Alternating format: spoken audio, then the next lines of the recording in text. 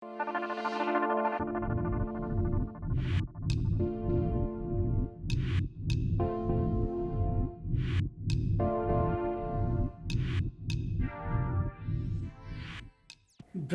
के विरुद्ध लड़ाई लड़ते लड़ते उसकी उपज अरविंद केजरीवाल, जिन्होंने क्लेम किया कट्टर ईमानदार होने की, लेकिन उनकी ईमानदारी, कट्टर ईमानदारी सीएजी रिपोर्ट से खुल गई। हालांकि ईडी और सीबीआई शराब घोटाले की जांच कर रही है और मनीष सिसोदिया और अरविंद केजरीवाल इस मामले में जेल भी जा चुके हैं। अब दोनों इस समय बेल पर हैं।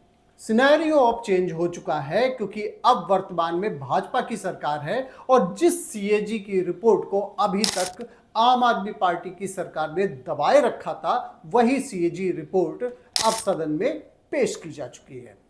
तो आइए हम सबसे पहले तो ये जान लेते हैं कि सीएजी रिपोर्ट होती क्या है। देखिए, नियंत्रक एवं लेखा परीक्षक की जो रिपोर्ट होती है, जो नेशनल रिपोर्ट होती है, वो राष्ट्रपति को सौंपी जाती है। उसके बाद दोनों सदनों में इसको रखा जाता है। वहीं अगर स्टेट की बात करें तो राज्यपाल को ये रिपोर्ट सौंपी जाती है और फिर दोनों सदनों में इसको पेश किया जाता है।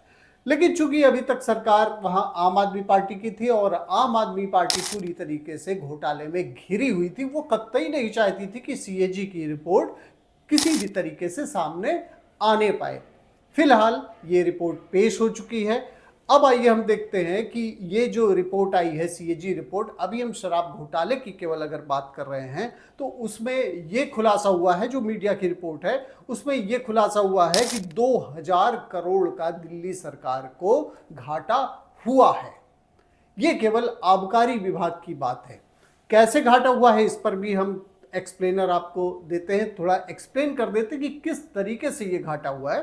तो आबकारी नीति यानी कि एक्साइज डिपार्टमेंट के द्वारा जो बनाई जाती है, उसमें नीतियां ही ऐसी बनाई गई कि 941.53 करोड़ का घाटा हुआ। और किया क्या गया कि कोविड-19 में जो लाइसेंस धारक थे, उनकी जो फिर से उसकी बोली लगाई जानी थी, नीलामी की जानी थी, वो नहीं हुई और इससे 144 करोड़ रुपए का घाटा हुआ। जो लाइसेंस छोड़ दिए गए थे उसकी नीलामी कराई ही नहीं गई, जिससे 890 करोड़ रुपए का घाटा हुआ। आबकारी विभाग जो है इस मामले का विरोध करता है, लेकिन चूंकि कुछ लोगों को लाभ देने के उद्देश्य से ये कार्रवाई की जा रही थी आम आदमी पार्टी के द्वारा, मनीष सिसोदिया जिसमें डायरेक्टली इन्वॉल्व थे और अरविंद केजरीवाल का भी इन्वॉल्वमेंट था, इसलिए जो आबकारी विभाग रिपोर्ट अपनी देता रहा उसको भी दरकिनार कर दिया गया। और उसमें हुआ क्या कि लाइसेंसधारियों को, केजरीवाल सरकार ने जोनल लाइसेंसधारियों को फीस में 144 करोड़ रुपए की छूट दे दी गई, जिससे हुआ क्या कि सिक्योरिटी न जमा करने से 27 करोड़ रुपए का नुकसान हुआ। और ये सब किया क्यों गया?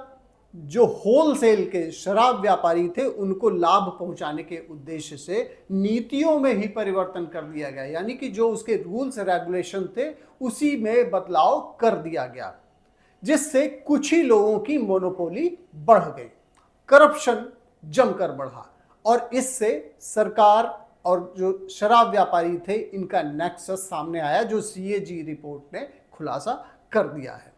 इस मामले की जांच सीबीआई और ईडी कर रही है और इससे जो खुलासा हुआ सीएजी रिपोर्ट से, उसमें यह हुआ कि थोक विक्रेताओं का, जो होलसेल के शराब व्यापारी थे, उनका जो प्रॉफिट, जो मार्जिन था, वो 5% से बढ़कर 12% हो गया, यानी 2 गुने से भी ज्यादा उसको बढ़ा दिया गया।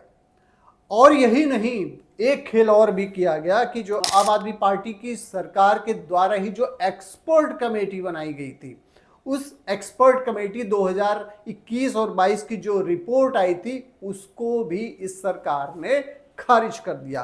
तो ये थी कट्टर ईमानदार अरविंद केजरीवाल और उनकी सरकार की असलियत, जो अब सीएजी रिपोर्ट से सामने आ चुकी है। अब वर्तमान में स्थितियां चूंकि बदल चुकी हैं, इस पर राजनीति तो पहले भी हो रही थी, अब राजनीति की दिशा भी बदलने वाली है। बहुत बहुत धन्यवाद आपका। आपकी खबर राजनीति देखने के लिए, और इसी तरीके से जो चर्चित मुद्दे होंगे उसका एक्सप्लेनर हम आपके लिए लेकर आते रहेंगे। थैंक यू फॉर वॉचिंग आपकी खबर राजनीति।